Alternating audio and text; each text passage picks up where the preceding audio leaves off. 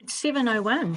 I think we're going to begin, everybody. Kia ora tātou, and first of all, thank you so much, everyone, for joining us for this very special Fulbright New Zealand alumni poetry reading. Just a quick note, can you please make sure that when you come into the meeting, you continue to keep your microphones and your videos off. My name is Therese Lloyd and I'm the Senior Comms Advisor here at Fulbright, and I'm going to be emceeing tonight's reading. This reading is part of an ongoing series that we've started called Fulbright Good Works, where we showcase and celebrate the continued work of various Fulbright alumni through monthly readings, presentations, seminars, and performances. We are extremely honoured to have with us tonight 5 exceptional poets, all of whom happen to be Fulbright New Zealand alumni, and all of whom have contributed an enormous amount to poetry in Aotearoa. The readers tonight are Tusiata Avia, David Eggleton, Karlo Mila, Sila McQueen, and Selina Tusitala Marsh. Poetry in Aotearoa is enjoying a fantastic renaissance currently, and is arguably, I think, the most dynamic, most diverse, and most brilliant that it has been in quite some time. And this is in no small way down to the output and the influence of the 5 readers that we've got with us tonight. So thank you so much for being here. Without further ado, I'm going to kick off. I'll be introducing each speaker, each poet before they read. So the first person that is reading tonight that I will introduce is Tusiata Avia. Tusiata is an internationally acclaimed poet, performer, and writer. She has 4 collections of poetry: Wild Dogs Under My Skirt, Blood Clot, Fale Aitu, Spirit House, and The Savage Colonizer book, which is behind me here and was recently shortlisted for the 2021 Ockham New Zealand Book Awards. She has published 4 children's books, and her poems, stories, and essays have been published in over 100 anthologies and literary journals. Wild Dogs Under My Skirt, which I'm sure many of you know, is also a multi-award-winning theatre production for 6 women, and it was most recently garnering the Fringe Encore Series 2019 Outstanding Production of the Year at Off-Broadway Theatre, Soho Playhouse in New York City. Pretty cool. The recipient of a number of awards, Tusiata held the Fulbright Creative New Zealand Pacific Writers Residency Award in 2005. She is a current Arts Foundation laureate, and in 2020, she was made a member of the New Zealand Order of Merit for services to poetry and the arts. So please welcome Tusiata Avia.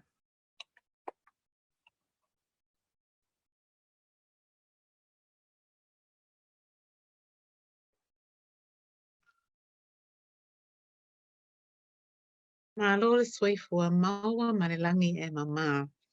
Talofa lava to my fellow poets, David, Cilla, Selena, and Carlo. It's always an honour to share this stage, this virtual stage anyway, which for me is my bed with you all. And talofa to our audience, and whawhatai lava to Fulbright for hosting us. So I'm going to read 3 poems from Savage Colonizer book today. And where am I going to start? I think I'll start with this one. All right, so jumping straight into it.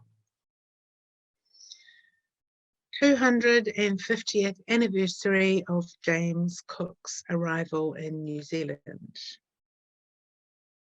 Hey James, yeah, you in the white wig in that big endeavour, sailing the blue, blue ocean like a big asshole. Fuck you, bitch. James, I heard someone shoved a knife right up in the gap between your white ribs at Kealakekua Bay. I'm going to go there Make a big makahiki luau, cook a white pig, feed it to the dogs, and fuck you up, bitch. Hey, James, it's us.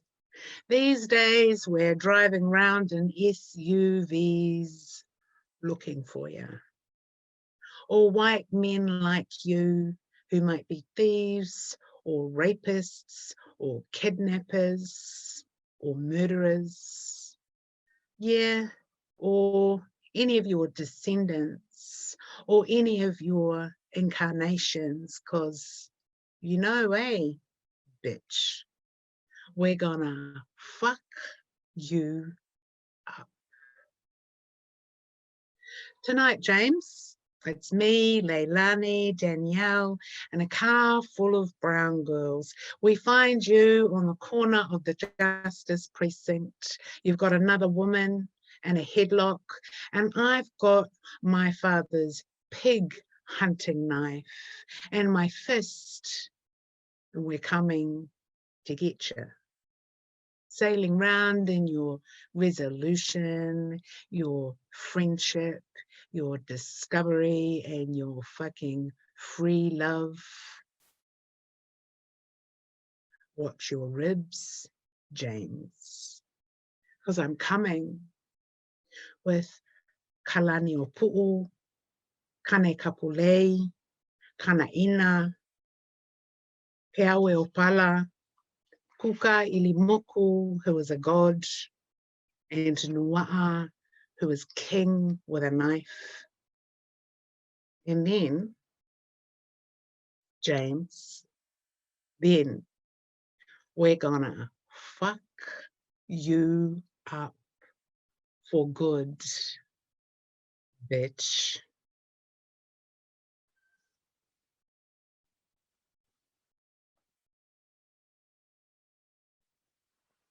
All right, so after that nice relaxing poem, I'll read you this.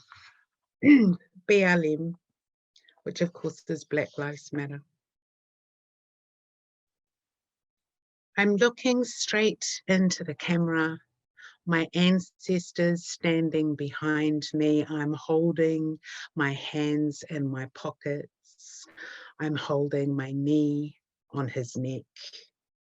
My ancestors standing behind me, white knights in a long line behind me. I'm holding my knee on his neck. This is the way that we do it.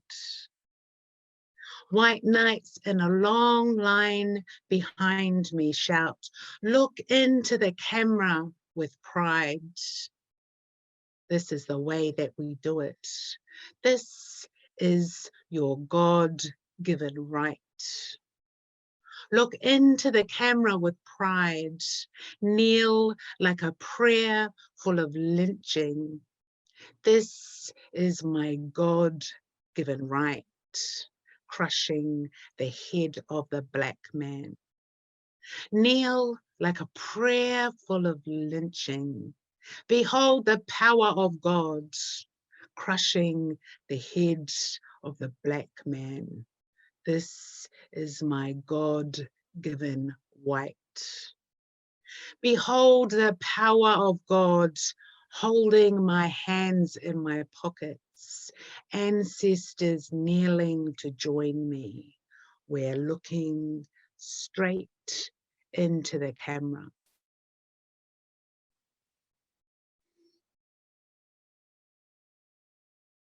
Maybe something cheerful to finish.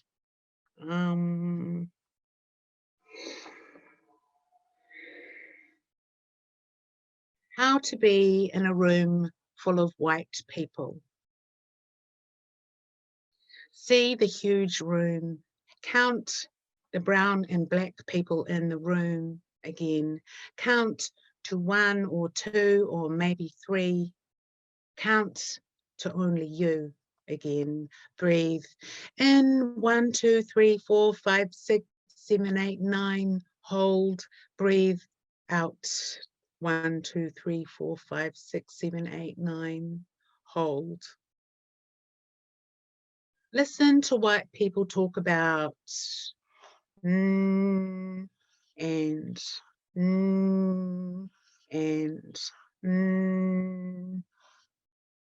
Listen to white people talk about writing. Listen to white people who are writing as black men and black women. Hush for prize-winning white people talking. Listen to white people who are painting black bodies with bullet holes. Listen to white people say they don't know why they are painting dead black bodies with bullet holes, but their art school tutors are encouraging them to keep going. Hear white people pause before they miss the word they used to use. Hear the tiny, tiny pause. Hear white people say diversity again. Wonder if you could unscrew that word like a lid, what might be inside the jar. Listen to white people call you the name of the other brown woman writer again. Repeat your name for white people who ask you to repeat your name again. Listen to white people say, "That's such a beautiful name. What does it mean?" Again. Listen to white people say, "I went to Samoa on my holiday. I didn't stay in a pier. I stayed on Savaii. It's traditional. They haven't lost their culture like the Maoris. I stayed in the village. Everyone was so authentic." Listen to white people say, "What do your tattoos mean? Do they have a meaning? But were they done the traditional way? We saw the proper ones. You have to be a chief to have them." Hear white people say, "My daughter has a tribal tattoo. It looks really similar. Celtic." Hear white people say, "I own a dairy. The hoary kids steal the blue lighters and the red lighters." Listen to white people say, "Crips" and "Bloods."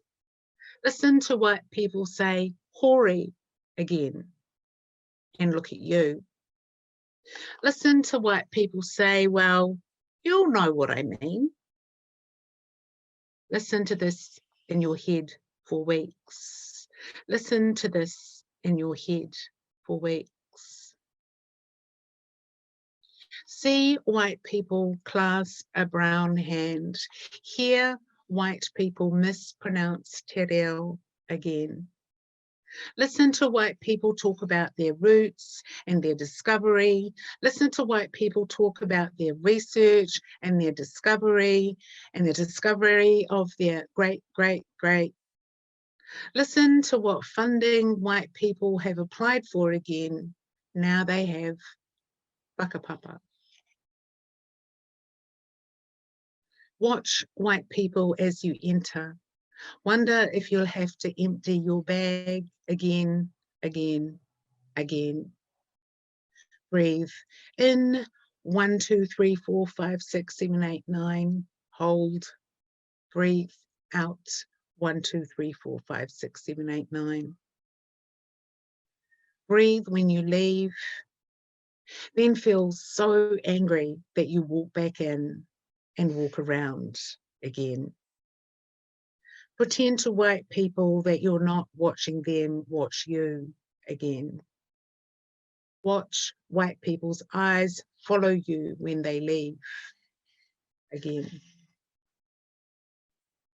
Watch white people startle when you use the words white people together. Listen to white people tell you they don't like being lumped together like that.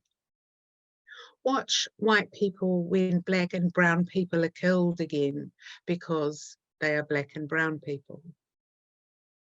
Hear white people say, "It's hard to be white too."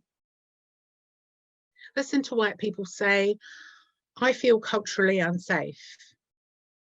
Listen to white people say, I'm a woman of colour, white's a colour. Listen to white people say, I don't see colour. Listen to white people say something about the human race and something about we're all the same and that all lives matter. Again, again, again. Try to reframe it again. Try not to sound so negative again. Try to stick your fingers down your throat and vomit up the poison pellet again, again, again. Try to say something positive at the end of this poem so you don't come across as the angry brown woman again, trying to write about the things that white people don't want to hear. Whaftai lava. Thank you very much.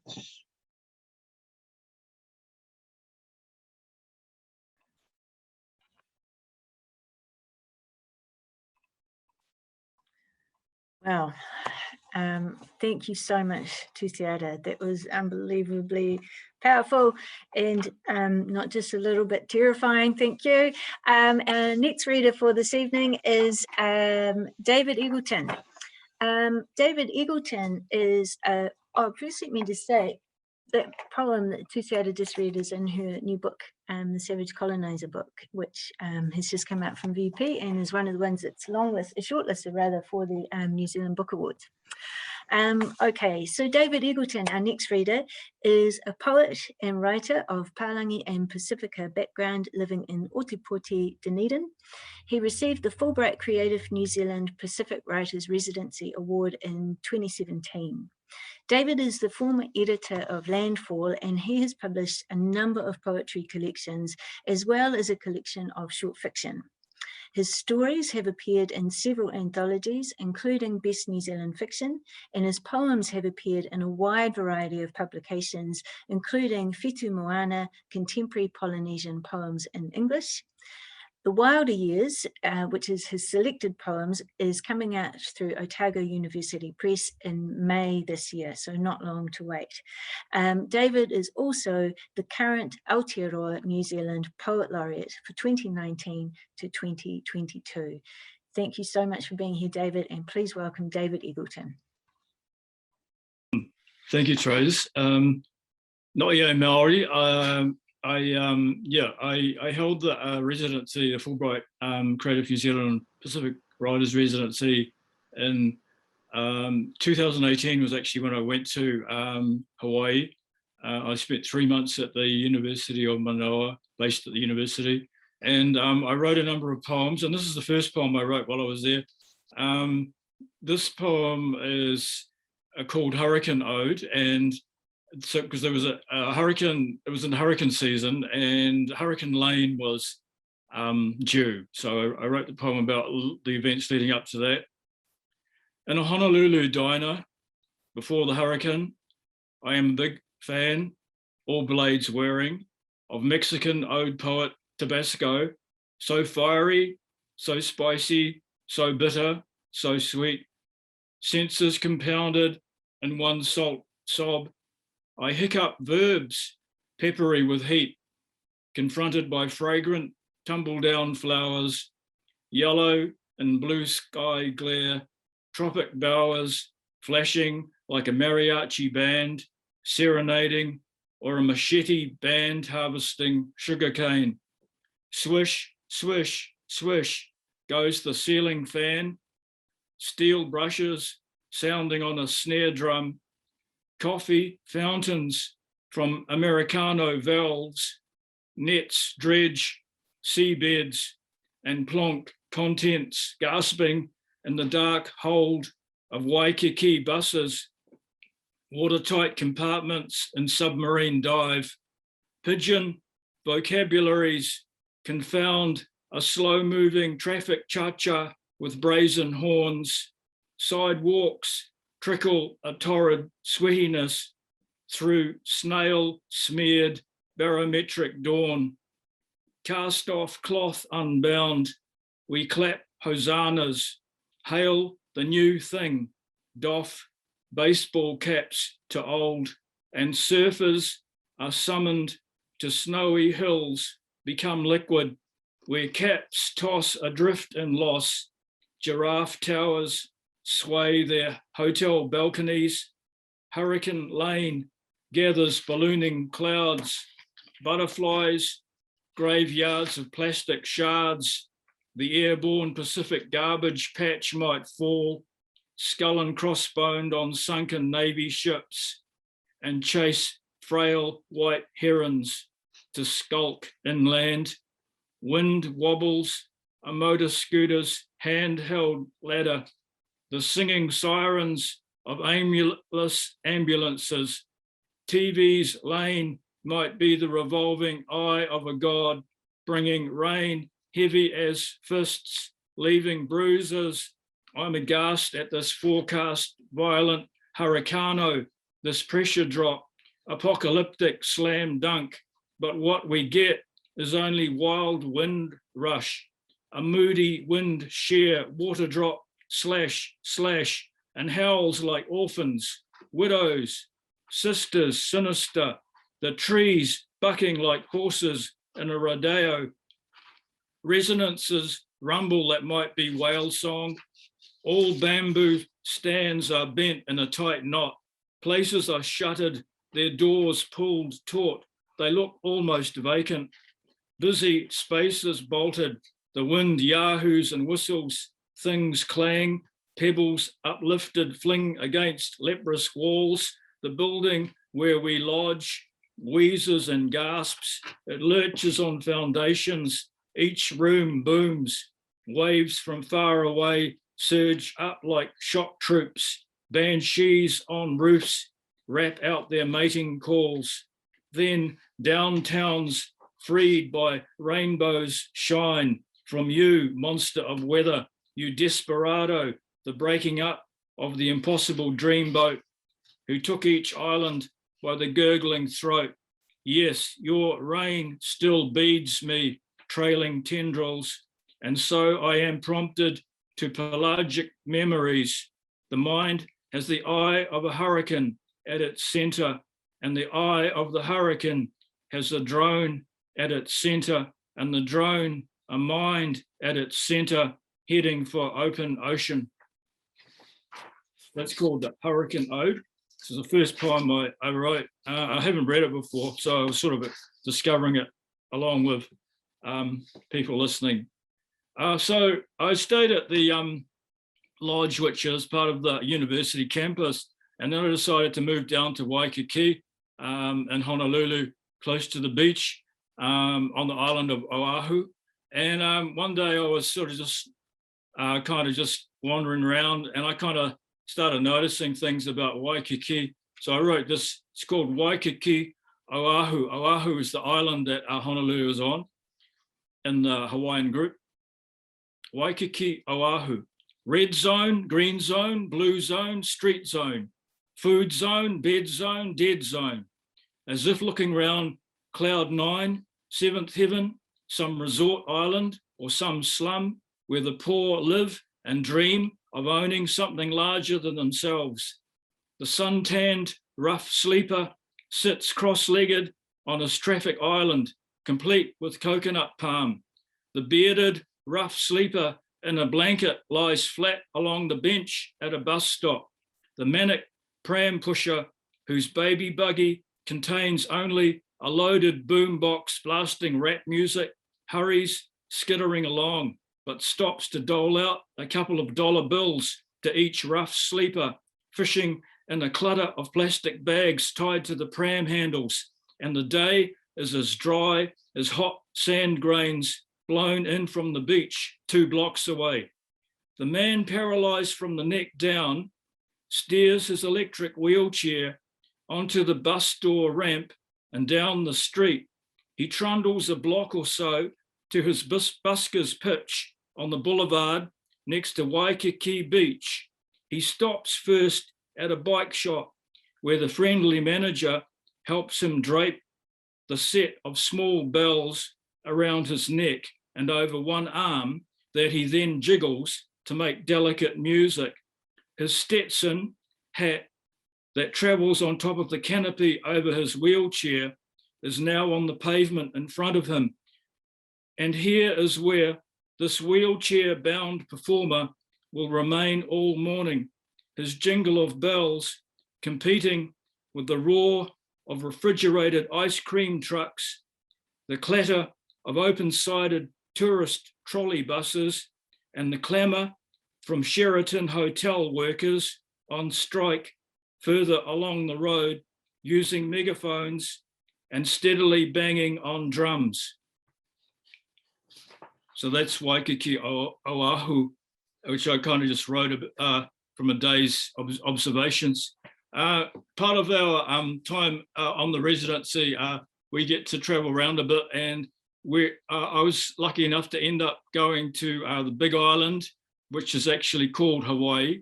And on the Big Island, there is a number of live volcanoes. There's one called Kilauea, and Kilauea had recently erupted, not erupted, but it had overflowed. The lava had overflowed.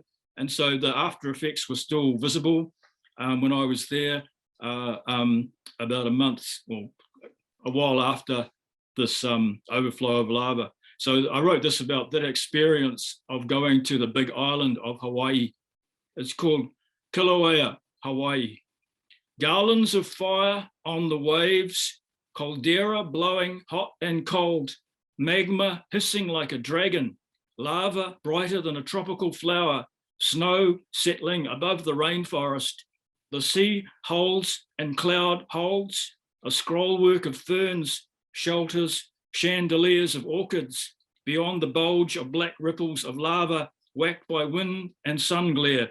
On hot spring waters, prismatic bubbles slide and pop. The ashy volcano smoulders and waits, reptilian and evening calm. Pupu a Lena Lena, the dog spirit, dwells in a rock, and ghosts of the underworld rise to the surface in episodic eruption. Molten magma, cooled, settles to a black satin mass, an extruded river of lava, the surface of which has weathered, shiny and smooth as plastic. Break it open and you see where the taffy-like lava has hardened into layers. It splinters, wafer-like, full of air bubbles. Now along the cracked roads, weaving around slumbering Kilauea, those dried hanging wisps of lava flutter in the wind to tell the whole island is alive. And when again it stirs and its fire surges through vents to plunge into the boiling sea, sending up multiple plumes of steam, there will be wave echoes from islands far out, bailing for dear life.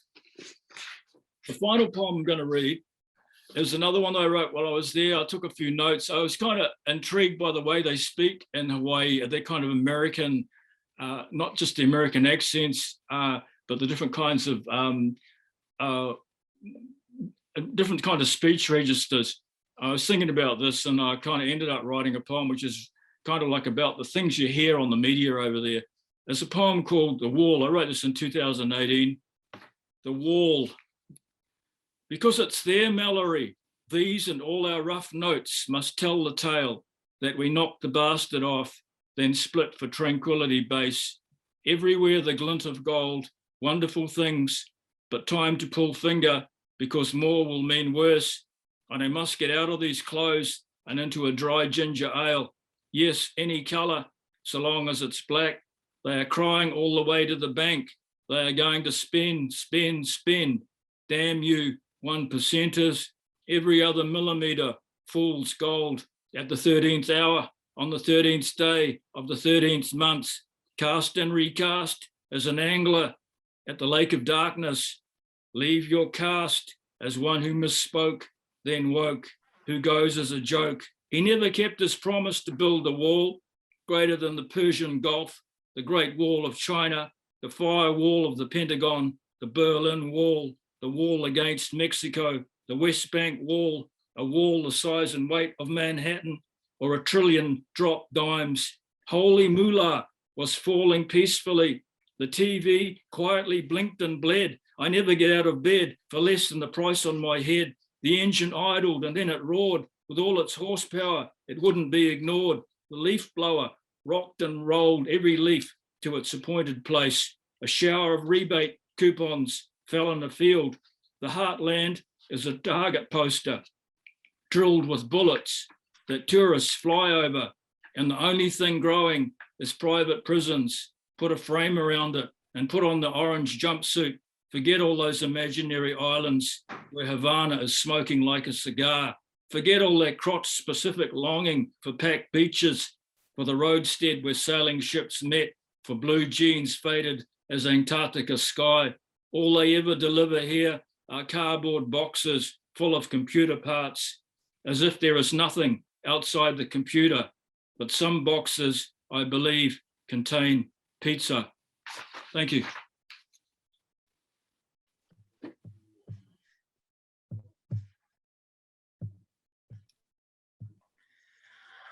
Fantastic. Thank you so much, David. And if you want to read some more of David's poetry, this is a reasonably recent book, Edgeland. It came out, I think, in 2018. And of course, there's his collected, which is coming out in a couple of months. Brilliant. Okay, our next reader for tonight is Selina Tusitala Marsh. Selina is the former Commonwealth poet, the former New Zealand Poet Laureate, and an acclaimed performer and author. Selena received a Fulbright scholarship in 1995, and in 2019, she was made an officer of the New Zealand Order of Merit for her services to poetry, literature, and the Pacific community. In 2020, Selena was inducted as a Fellow of the Royal Society of New Zealand. An associate professor in the English department at the University of Auckland, Selena teaches Māori and Pacific literature and creative writing. Selena has performed poetry for primary schoolers and presidents, Obama, queers and queens, Elizabeth II. She has published 3 critically acclaimed collections of poetry, Fast Talking PI, Dark Sparring, and Tightrope. Her graphic memoir, Mophead, won the Margaret Mayhew Supreme Book Award at the 2020 New Zealand Book Awards for Children and Young Adults, and it also won the PAN's Best Book Design for 2020. Very, very multi-talented. Its sequel, Mophead 2, is The Queen's Poem, is out now, and we've got a copy of that, which you can, that's what it looks like. And gosh, there's a lot to say about you, Selena, but thank you so much for coming, and please welcome Selina Tusitala Marsh.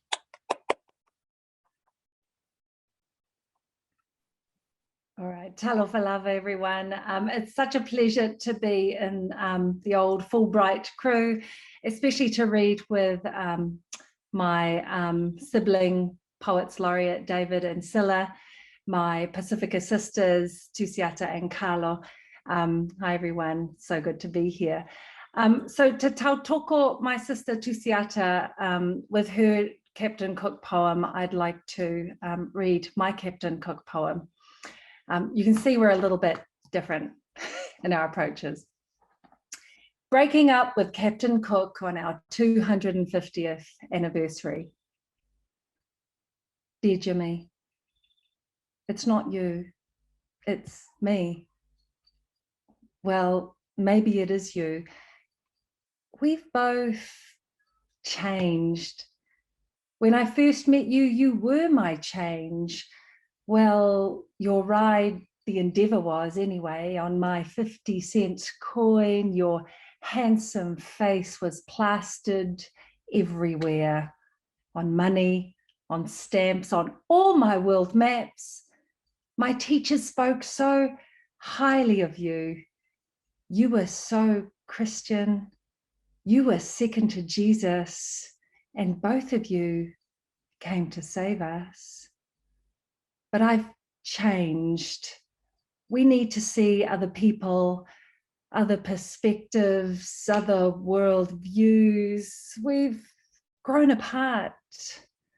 I need space. We're just at different points in our lives, compass points, that is. I need to find myself, and I can't do that with you hanging around all the time. Posters, book covers, tea cozies, every year, every anniversary. You're a legend. I don't know the real you. your wife did burn all your personal papers, but that's beside the point. I don't think you've ever really seen me. You're too wrapped up in discovery.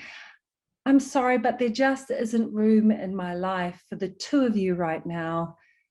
You and your drama, your possessive colonizing empire. We're worlds apart. I just don't want to be in a thing right now. Besides, my friends don't like you, and I can't break up with them, so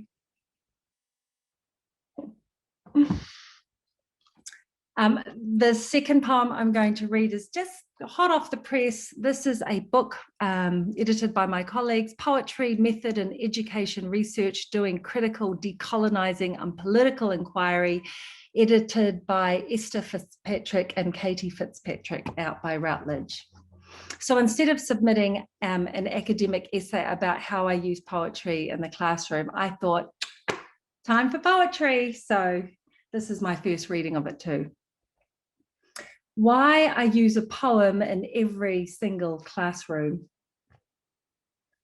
A poem is a Rubik's Cube, red next to yellow, next to green, a six-sided palm-sized puzzle, coloring different modes of meaning, forestalling foregone conclusions by twists of ambiguity and turns of uncertainty. This is a good thing.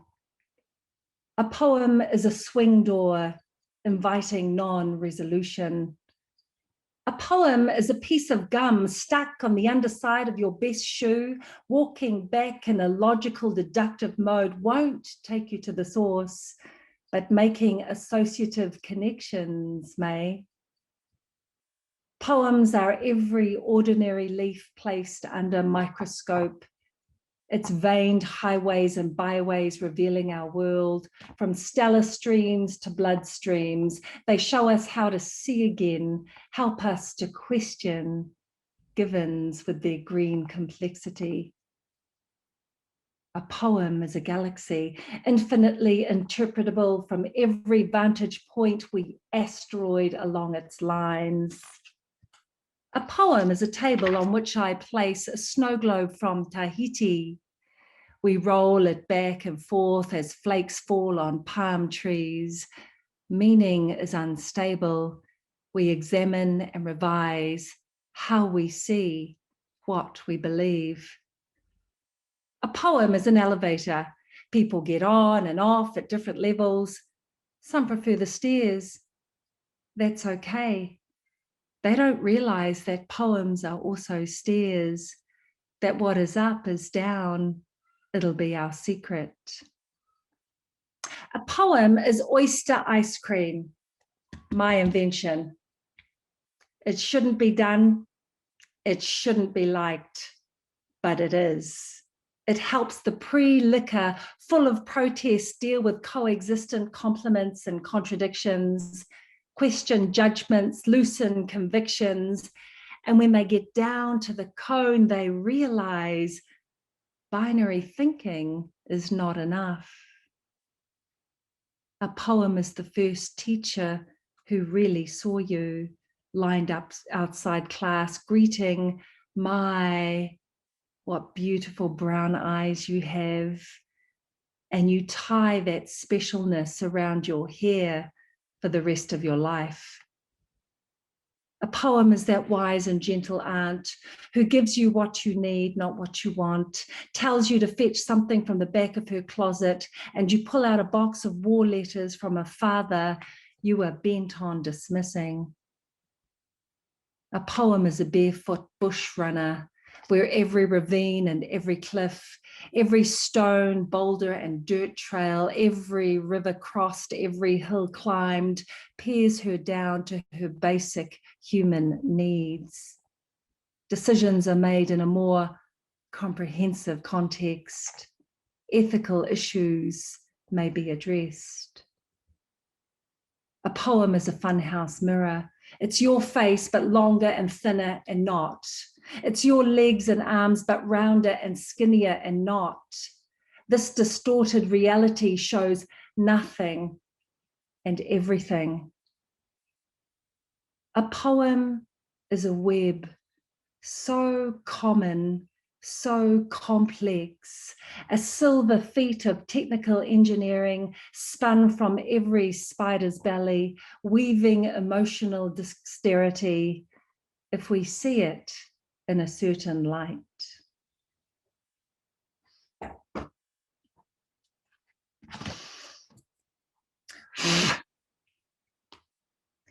Ngawhatele, many bloods.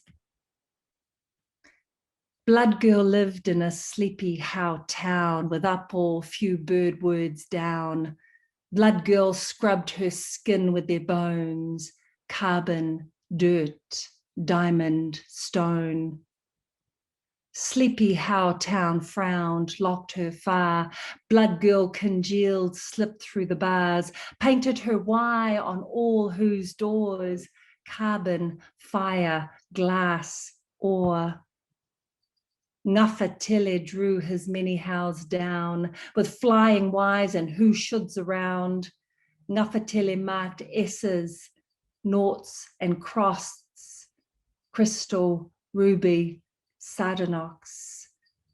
Questions inked both big and small. Blood girl and Ngawhatele faced the wall, scribed their hows, etched their mites. Alum, galena, bismuthenite. And this last poem is for my fellow Poets Laureate.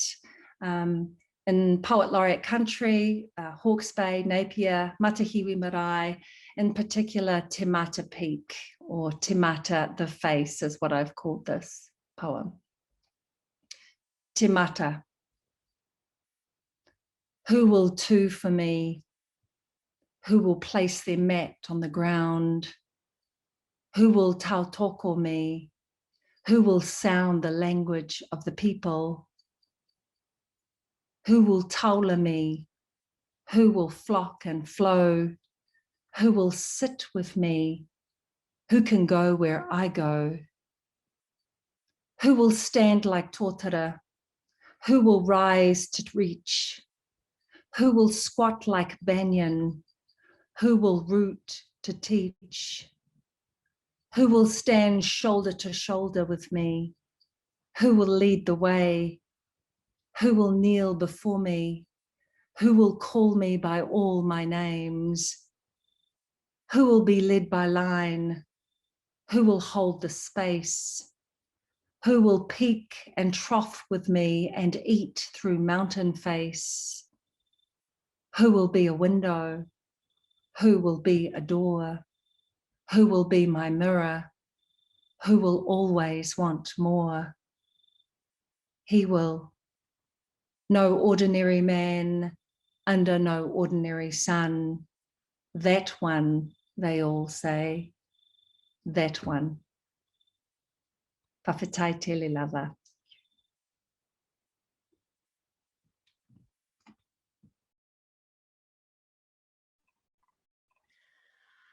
And thank you so much, Selena. That was fantastic. And I've already pointed out Selena's book there, but this is an earlier one of hers, Tightrope, which we've got a copy of here. Also very, very worth checking out.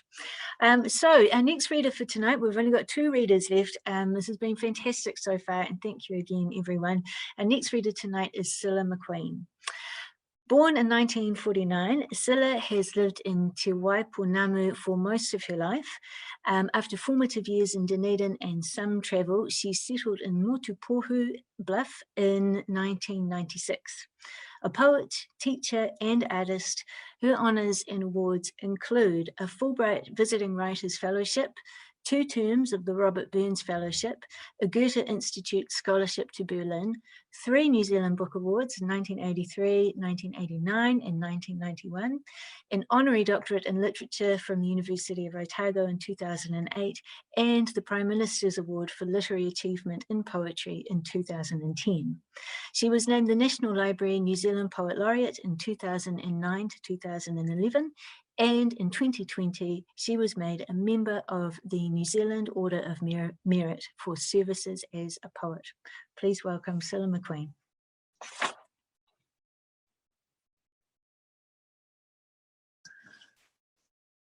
Thank you. Tēnā koutou katoa.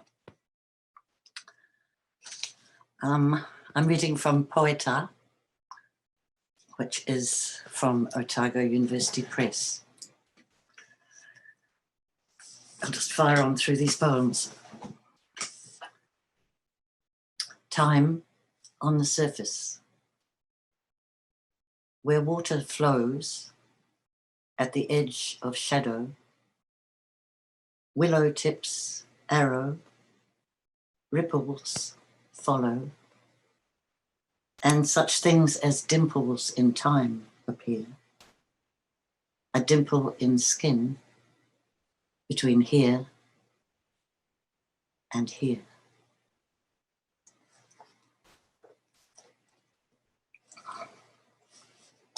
Bluff song.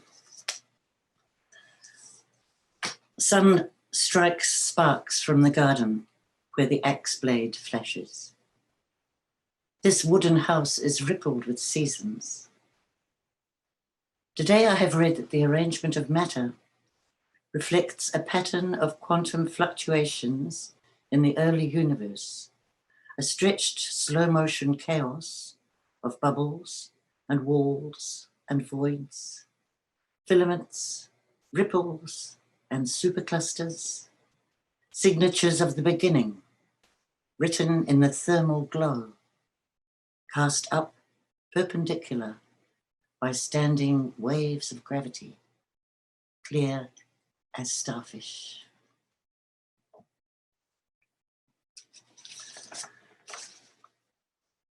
I love islands. These 7 small poems in the sequence represent my idea of the essential elements of the island. As well as to the islands of Aotearoa and the Pacific Ocean, I'm referring back to my father's ancestral island of St Kilda in the Outer Hebrides of Scotland.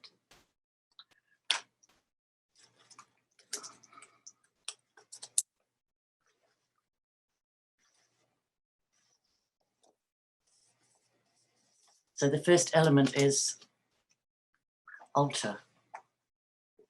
One rock, another rock, a flat rock on top.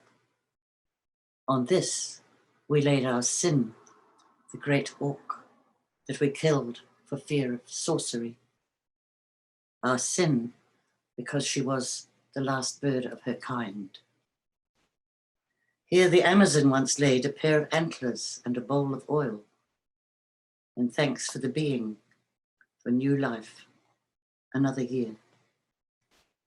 On this I laid my prayer, a woolen thread and a button. Second element, beacon. Discovered in lenses, bent around stars, I leap island to island, altar to altar. Breathe life into things, one word to another. Sweep the night seas with a quartz shiver. My feet of quicksilver dancing on water. Third element, coastline. I meet myself coming the other way.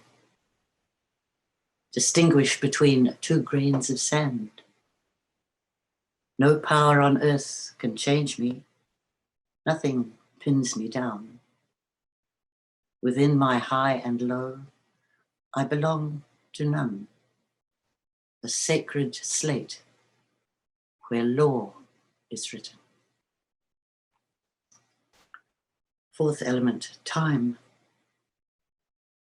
I am, and again, out of myself. Catch me waiting for no one. Taking my own out of mind. Once upon one I, and tide attend none. between self and signature, beyond number, mark my measure. Fifth element, shelter. A crown of turf and cloak of stone, a stone to couch your hunting bow, a stone niche in my side, your bed.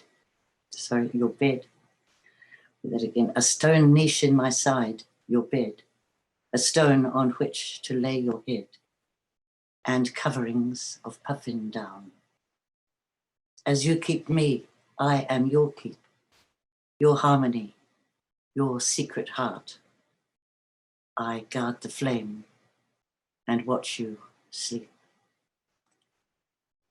Sixth element, path. Rocks stand aside for us. Everything passes. Let them pass. They define us. In hard times, I'm invisible.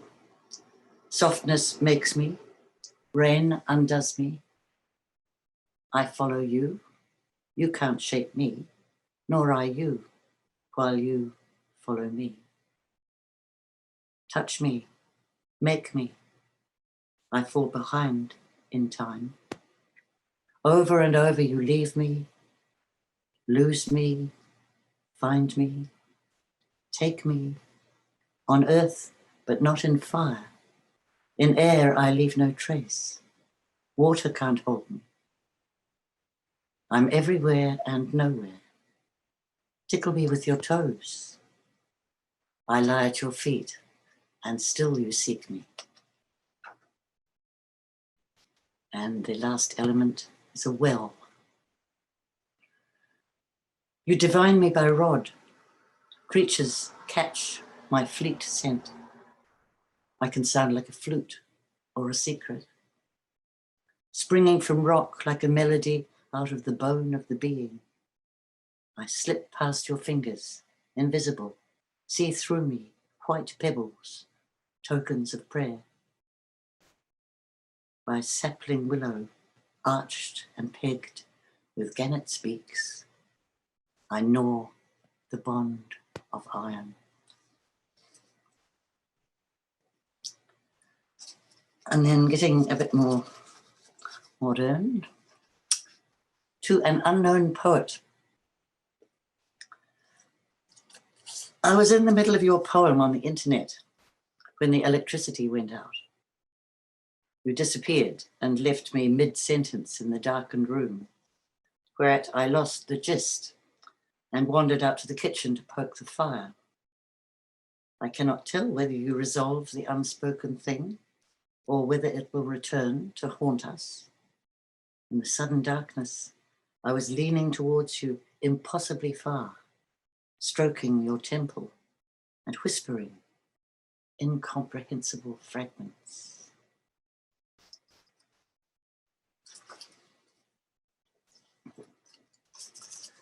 That power, again, is power riddle. Running free or harbored in cells, not your cells and not by bees, nor kept by keys. I sting quick as malice.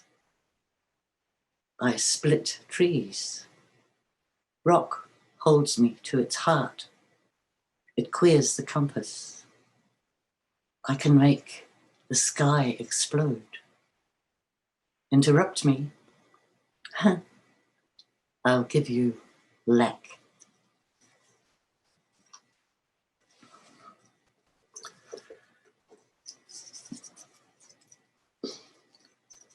How to make a wind harp. Fashion a frame for the harp, as strong as fish, from bones of water, filament thin and clear as an obsession. Enclose in the frame a shape the wind knows, for instance, the contour of a hill or the space between branches. Unravel some birdsong from among the undersides of clouds and reel it out of the wind to make strings for the harp. take moonlit bone, red rusted iron, and mist, and weave a music among the strings, so that when you touch them and set them to a song, they have their own particular voices.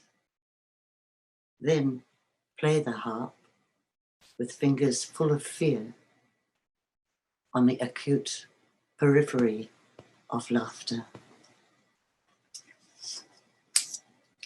And finally, a very small poem called Epitaph, although I'm going to be around a bit longer. Epitaph. Alas, shall I in time become of all no more apart than stone, or blackbird drumming up a worm? And what can worms say in a poem but dark lone and the sound of rain? Kliku.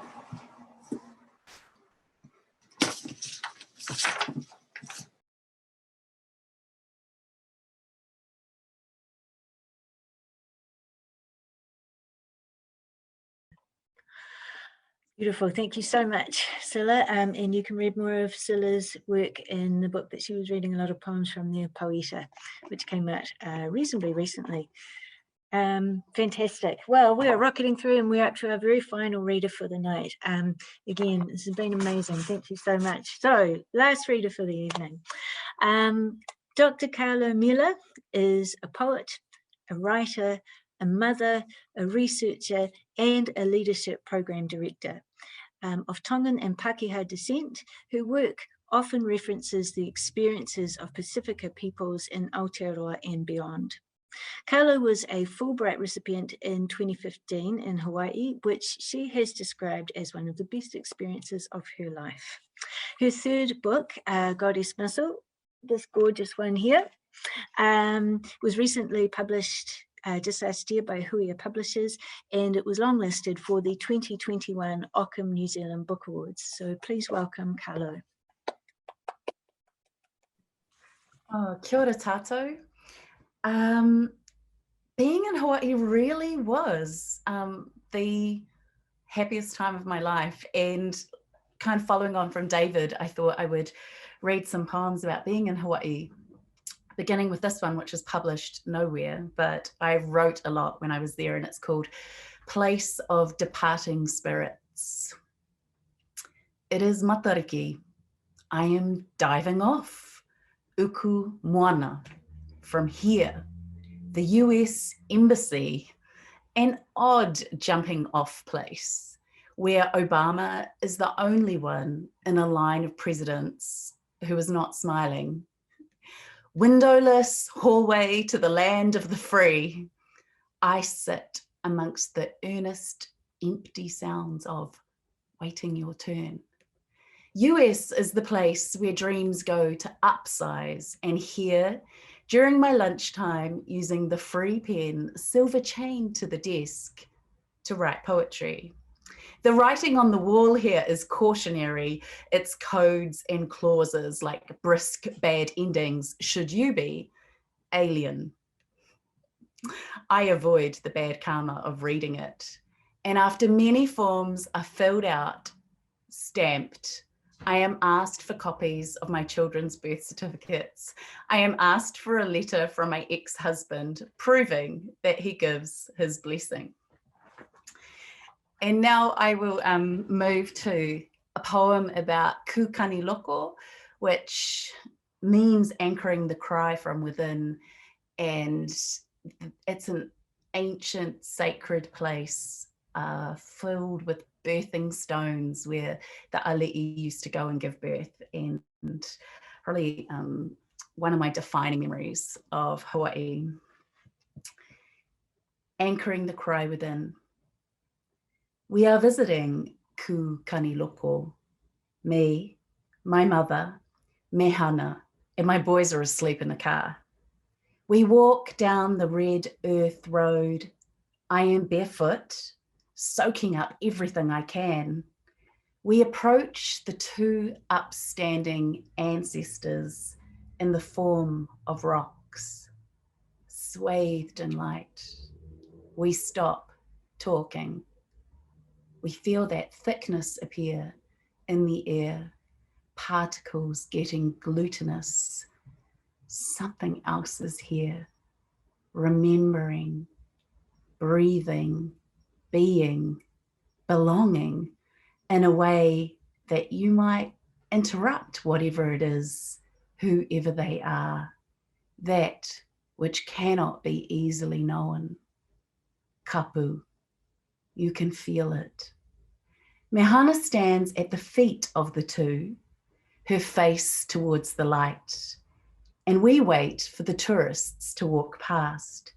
She begins, a teacher of chants, chanting, enchanting the ancestors, awakening them intentionally to our presence.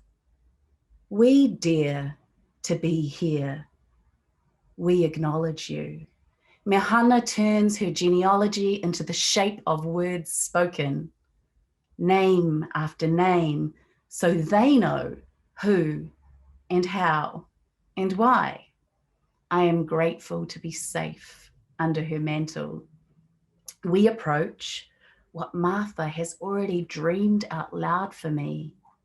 Stones arranged already in my imagination, a poem already birthed out of wonder.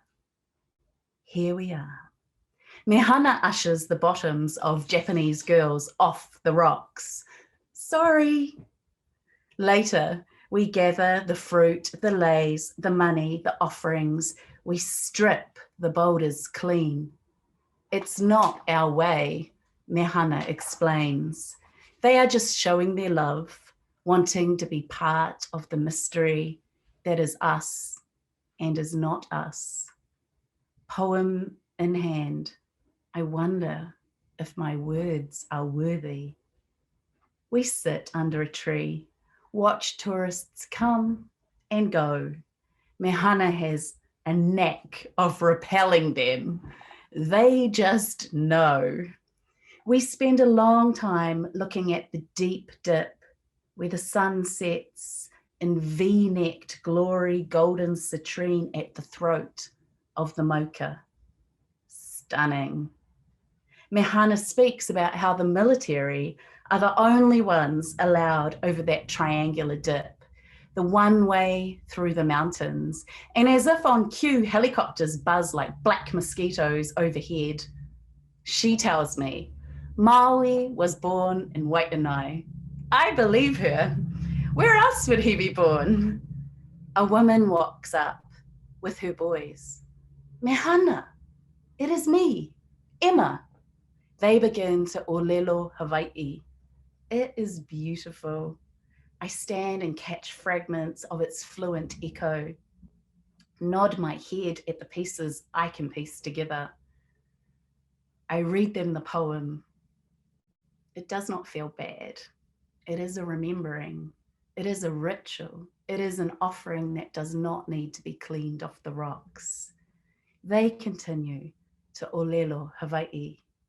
And this then, perhaps, is the revolution, to keep on being ourselves in a world that is doing everything it can to change us. I'm just really mindful of the time, actually. I could read the final poem, which is the one that was written for Kukani Loko that I read, or I could stop, actually, because I think we've got time for one more, Carlo, so please feel free. Yeah. Okay. All right. Kukani Loko. Here, where the sky spills its starry secrets, caught and clenched in the bouldered hands of knuckled rock. Here, where the softly spoken celestial signs of the multiverse are hushed and held in a quiet assembly of stones. Here, where an earth compass centers the galaxy in the red navel of Oahu. Here, where Maui could have snared the sun, umbilical cords stretching, skylines connected to calendar stars, harnessing time and space to interpret the future of a generation. Here, where a wa'a of stone sails the blood-red soil northwest towards the setting sun. Here, where a compass rock is used to navigate the night and sail the black, shining road of Kane, stepping stones into dark waves of the undulating pore, anchored by 8 sun stations. Here, where the ring fire of Ali'i burn upright as the naval cords of destiny were cut. Here, where the dagger shadows fall on reckoning stones and hot blazes of fire were born to rule, with their burning backs of kapu ablaze, anticipated, celestially selected the comets of flesh. The big drums are beaten when the glowing ones return, all of us waiting for the shining ones to reappear. Thank you.